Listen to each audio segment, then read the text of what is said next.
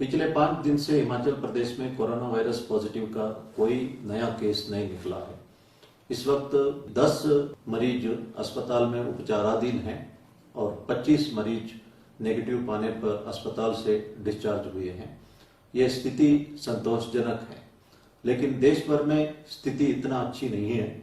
जो death rate कल बहुत ज्यादा हुआ है, इसलिए हम सबको सतर्क रहने की आवश्यकता है।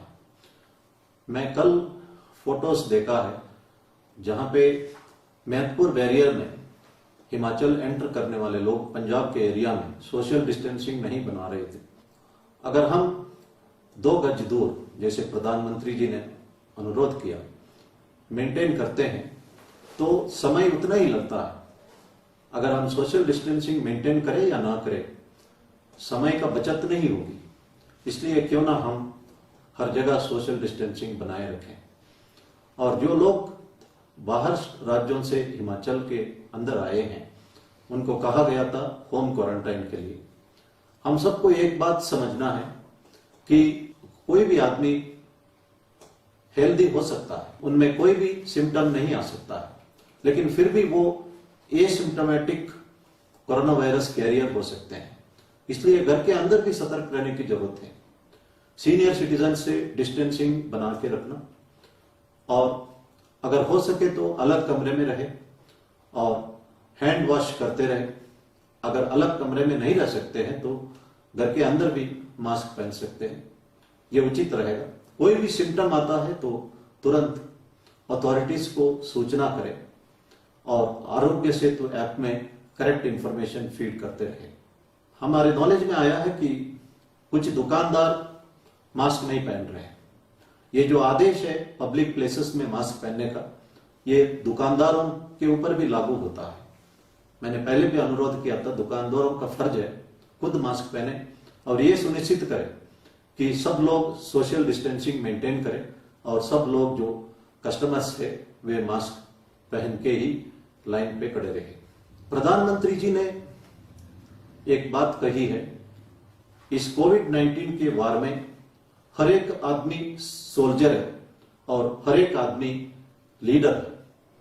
हम सबको मिलजुल कर ये लड़ाई लड़ना है, इसमें कोई व्यक्ति लीडर नहीं है। Serum institute of India Poona, जो ऑक्सफोर्ड यूनिवर्सिटी के कोलैबोरेशन के साथ वैक्सीन बनाने में लगा हुआ है, और उनके डायरेक्टर ने कहा है कि कुछ हफ्तों में वैक्सीन तैयार करना शुरू करेंगे। अगर ह्यूमन ट्रायल सक्सेस होता है तो कुछ महीने में वैक्सीन उपलब्ध हो सकता है। ये एक अच्छी खबर है। व्हाट्सएप मैसेजेस इस वक्त एक आदमी एक को ही फॉरवर्ड कर सकता है। इस कारण से 70% फेक न्यूज और फेक मैसेजेस सर्कुलेट होना कम हुआ है। ये भी एक अच्छी खबर है, लेकिन फिर भी हमें सतर्क रहना चाहिए और इस तरह का मैसेज सर्कुलेट नहीं करना चाहिए। और हमारे नॉलेज में आया तो हम जरूर इस पर कार्रवाई करेंगे। आरोग्य सेतु ऐप डाउनलोड करते वक्त हमें नोटिस करना चाहिए, आरोग्य सेतु .apk एक ऐप है, ये बहुत खतरनाक है। इससे आपका सारा डाटा कोई और चोरी कर सकता है। इसलिए आरोग्य सेतु .apk जो एप्लीकेशन को आपको डाउनलोड नहीं करना चाहिए। सिर्फ आरोग्य सेतु ऐप ही डाउनलोड करें और सही इंफॉर्मेशन इसमें डालें। इसके बारे में एक और बात मैं कहना चाहता हूं। अमेरिका और साउथ कोरिया में शुरुआत में केसेस एक जैसा था, बाद में अमेरिका में टोटल केसेस 10 लाख हुए और साउथ कोरिया में 10,000 रह गए। इसका कारण साउथ कोरिया ने आरोग्य सेतु ऐप का एक पैरेलल ऐप अपने देश में लागू किया था और सक्सेसफुली लागू किया था। इससे हम सीखे और आरोग्य सेतु ऐप इस वक्त देश में 7.5 करोड़ लोगों ने डाउनलोड किया है।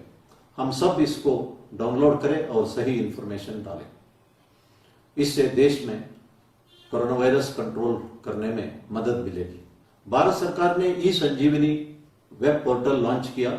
मेडिकल कॉलेजेस शिमला, मंडी और धर्मशाला में ई संजीवनी ओपीडी लॉन्च किया है और आप घर बैठे डॉक्टरों से कंसल्ट कर सकते हैं, अपना सिम्टम्स बता सकते हैं और दवाई का प्रिस्क्रिप्शन घर बैठे ले सकते हैं। हम सबको इसका फायदा उठाना चाहिए। फिजिकली अस्पताल ट्रैवल करने से बेहतर रहेगा घर पर बैठे ही कंसल्टेशन करें। WHO ने मेंटल हेल्थ मेंटेन करने के लिए कुछ डायरेक्शंस इश्यू किए हैं। उनमें से एक, न्यूज कंटेंट को कम देखें, दिन भर लगातार न्यूज ना देखें और सिर्फ दिन में 1-2 बार न्यूज देखें। अदरवाइज लगातार न्यूज देखने से एक फियर पैदा होता है और एप्रहेंशन या एंजाइटी होता है और ये हानिकारक है। अपने नजदीकी दोस्त और संबंधियों से संपर्क रखें और इस पे भी एक मन की शांति मिलेगी। उन्होंने ये भी कहा है कि live the present, forgive and forget the past. हम जो हेट्रेडनेस, वेंजेंस, एंगर, इसको भूलना चाहिए। अगर किसी ने हमारे लिए ठेस पहुंचाया है तो माफ करना चाहिए। रोज हम बहुत सारे चीजों से खुशी पा सकते हैं। There is a beautiful sunrise या beautiful sunset, a beautiful garden, a beautiful flower, a child's laughter, everything, every small thing in life is to be enjoyed. हम भविष्य के बारे में प्लान करना चाहिए लेकिन वरी नहीं करना चाहिए। ना पास्ट के बारे में ब्रूड करना, ना भविष्य के बारे में वरी करना, दोनों हानिकारक है। Live the present. जिंदगी में हर क्षण जो है आनंद से बिताने का है। WHO ने भी यही बातें कही। मैंने पहले भी कहा था, एक गिलास पानी को अगर आप 5 मिनट तक होल्ड करोगे दर्द होगा, 24 मिनट तक होल्ड करोगे या एक दिन पूरा होल्ड करोगे दर्द बढ़ते जाएगा। इसका एक ही सॉल्यूशन है, पुट द ग्लास डाउन। जो चीज हमें तंग करता है उसको भूलना चाहिए और लोगों को माफ करना चाहिए। इससे हमारा तबीयत के लिए फायदा रहेगा। The feeling of hatred, vengeance, anger actually spoil our health और इसीलिए माफ करने से हमारा सेहत सही रहेगा और बाकी चीजें भगवान देखेगा। इसी तरह WHO ने कहा है कि कनेक्ट विद द नेचर। अगर आप घूम सकते हैं, नेचर को देख सकते हैं तो ये करना चाहिए। जिनको संभव है उनको इसका फायदा उठाना चाहिए। इसी के साथ हमें एक्सरसाइज भी करना, हेल्दी फूड भी खाना, म्यूजिक भी सुनना, हॉबी परस्यू करना, ये तमाम चीजों की आवश्यकता है। अभी भी हम एक दूसरे कम्युनिटी के बारे में कुछ ना कुछ मैसेजेस सोशल मीडिया में डालते जा रहे हैं।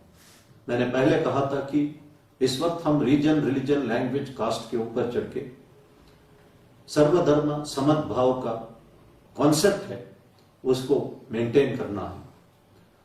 मैंने पढ़ा है कि एक कश्मीरी मुस्लिम लड़की मेडिकल एंट्रेंस लिखने के लिए जम्मू आई थी और लॉकडाउन शुरू हुआ, वो वापस कश्मीर नहीं जा पाई और इस वक्त वो एक कश्मीरी पंडित के फैमिली में जम्मू में रह रही है और दोनों प्यार मोहब्बत से रह रहे हैं। ये संभव है। शिरडी साईं बाबा एक मॉस्क में रहते थे और उस मॉस्क का नाम उन्होंने रखा कि द्वारकामयी। वो हमेशा कहते थे, अल्लाह मालिक, अल्लाह आपका भला करे। और वे राम और कृष्ण को भी मानते थे, भगवान ही मानते थे और हमेशा कहते थे सबका मालिक एक है। कुछ दिन पहले द्वारकामयी में जो धुनी है वहां पे तेजी से आधी रात में जलने लगी और आसमान भर जो धुआं फैलने लगी। इस बात पर शिरडी साईं बाबा के डिवोटीज बहुत खुश है। सबका अलग अलग इंटरप्रिटेशन है, सही क्या है वो मुझे भी पता नहीं है, लेकिन एक चीज मैं जिक्र करना चाहता हूं। यह सत्य घटना है। इसका जिक्र साई सच्चरित्रा जो किताब हेमंत पंत दाभोलकर जी ने 1930 में लिखा है उसमें दर्शाया गया। शुरू में उन्होंने ये किताब मराठी में लिखा है, अब हर भाषा में यह किताब उपलब्ध है। इस पे एक घटना का जिक्र है।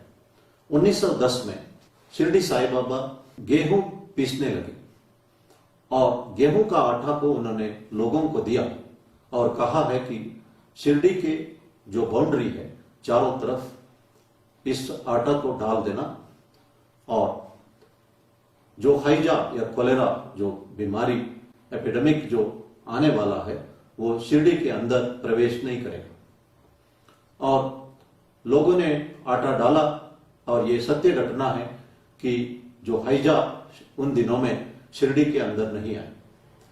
इस घटना पर आप विश्वास कर सकते हैं या नहीं कर सकते, ये आपका डिस्क्रिप्शन है, लेकिन मैं समझता हूं जो इस पर विश्वास करते हैं वो ये समझ सकते हैं कि भगवान जब चाहता है तो कोई भी एपिडेमिक या पेंडेमिक को दुनिया में आने से रोक सकता है, किसी भी प्रांत पर आने से रोक सकता है। यह दुनिया भगवान की मर्जी से ही चलते रहा है और भगवान की मर्जी से ही रुका हुआ है और फिर भगवान की मर्जी से ही चल पड़ेगा। शिरडी बाबा ने यह भी कहा है कि एक दूसरे का मदद करें, दुश्मनी भूल जाए, प्यार मोहब्बत से रहे और श्रद्धा और सबूरी, डिसिप्लिन और पेशेंस बनाए रखें। इसलिए जो नियम हमको बताया गया, सोशल डिस्टेंसिंग के बारे में, मास्क पहनने के बारे में, हैंड वॉशिंग के बारे में, एक दूसरे को मदद करने के बारे में, इसका पालना हम करें और फिर भगवान से प्रार्थना करें। भगवान जरूर हमारी दर्द सुनेंगे। इसलिए मैं पुनः कहना चाहता हूं, भगवान से प्रार्थना करने के पहले हम अपना कर्तव्यों को निभाएं, एक दूसरे का मदद करें और संयम बरतें। धन्यवाद। जय हिंद।